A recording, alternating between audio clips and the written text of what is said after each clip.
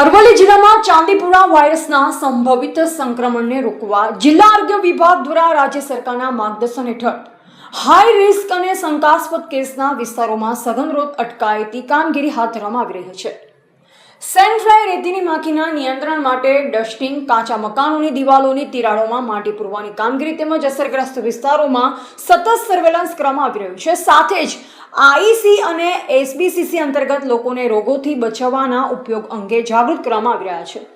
Chandipura virus મગજને અસર કરતો ગંભીર રોગ છે, જે મુખ્યત્વે સેન્ડ ફ્લાયના કરડવાથી ફેલાય છે અને ખાસ કરી 0 થી 14 વર્ષના બાળકો માટે વધુ જોખમી બની શકે છે।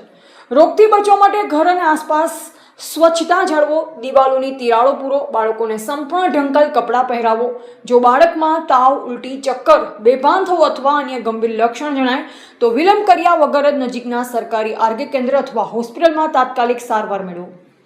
આરોગ્ય વિભાગ દ્વારા તમામ જરૂરી અટકાયતી પગલાં લેવામાં આવી રહ્યા છે। આપનો સહયોગ, સમયસરની સાવચેતી અને જાગૃતિ જ ચાંદીપુરા વાયરસ સામેનું સૌથી અસરકારક રક્ષણ છે।